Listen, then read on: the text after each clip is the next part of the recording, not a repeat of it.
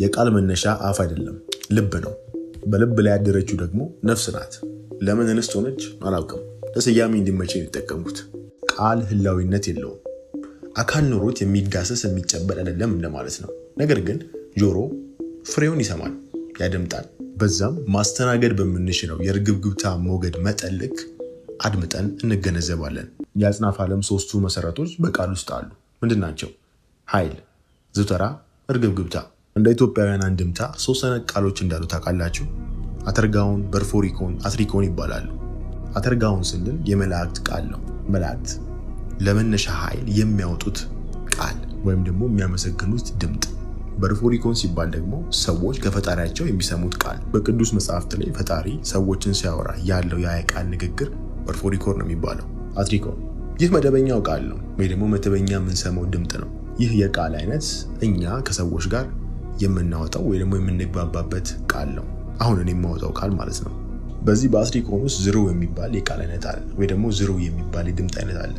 ይህ ምንድን ነው? እንስሳት የሚያወጡትን ድምፅ በሙዚቃ መሳሪያዎች መሲንቆ፣ በገና፣ ክራር ማናቸውም የሙዚቃ መሳሪያዎች የሚያወጡትን ድምፅ የሚወክል ነው። ቃል ኃይል አለው ሲባል የምትሰሙ ከሆነ አፍ ሳይሆን ነፍስ ለምታወጣው ነው። ነፍስ ደግሞ የአጽናፈ ዓለም መታወቂያ ናት። ከዚህም የሚነሳው ቃል ነው በትቦ የሚወጣው፣ እሱም አፍ ነው። ትልቁ የምድር መሳሪያ ምንድን ነው ትገምታላችሁ? ድምጥ ነው። በጥንት ዘመናት ማዕድንን በመጠቀም አዎንታዊና አሉታዊ ተጽዕኖን ይገለገሉ ኖሯል። ለምሳሌ ናብሊስን ለሚያረጋጋ ለአዎንታዊ የድምፅ እርግብግብታ ሲጠቀሙ፣ አረድ የሚባሉ የማዕድን ዘሮች ደግሞ አሉ፣ የሚያርበደብዱ የሚያስጨንቁ። እነዚህን ደግሞ ጠላትን ለማሸሽ ብሎም ክፉና አስፈሪ የሆኑ አውሬዎችን ለማራቅ ይጠቀሙበት ኖሯል።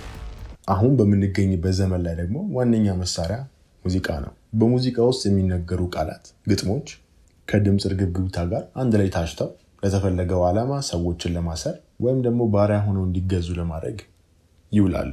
ይህ የሆነበት ምክንያት የስጋ መቆያ አካላችሁ ይህ የስጋ ድንኳን የሆነውን ቤተ መቅደስ ነው። ቤተ መቅደስን ደግሞ ዘልቆ መግባት የሚችለው ወይም ደግሞ በቀላሉ መቀላቀል የሚችለው የድምፅ ዝውተራ ስለሆነ ነው። ድምፅ ደግሞ ከገላጣ ሜዳ ይልቅ በውሃ ውስጥ በ4 እጥፍ ይጓዛል። በልጎበስ አሁን እዚህ ጋር በደንብ ያዝ። የሰውነት ደግሞ 70% በላይ የሚሆነው አካሉ ምንድን ነው? ውሃ ነው። በሰውነታችን ውስጥ ከ20 ኪሎ ግራም በላይ የሚሆነውና ጡንቻዎቻችንን ሸፍነው የሚገኙ ደግሞ ምንድን ናቸው? ፋሻ። አብዛኛው የፋሻ ክፍል ምንድን ነው? ውሃ ነው። ለዚህ ነው እስከዛሬ የተነገረባችሁ የተናገራችሁት እየተናገራችሁም የምትገኙት ቃል ውስጣችሁ ስለታተመ የማይሆን ወይም ደግሞ ያልተፈለገ እውነታ ውስጥ እንድትቆዩ ያደረጋችሁ የሚገኘው። ስለዚህ ቃል ኃይል አለው ሲባል እነዚህ ነገሮችን ሁሉ ያካታል።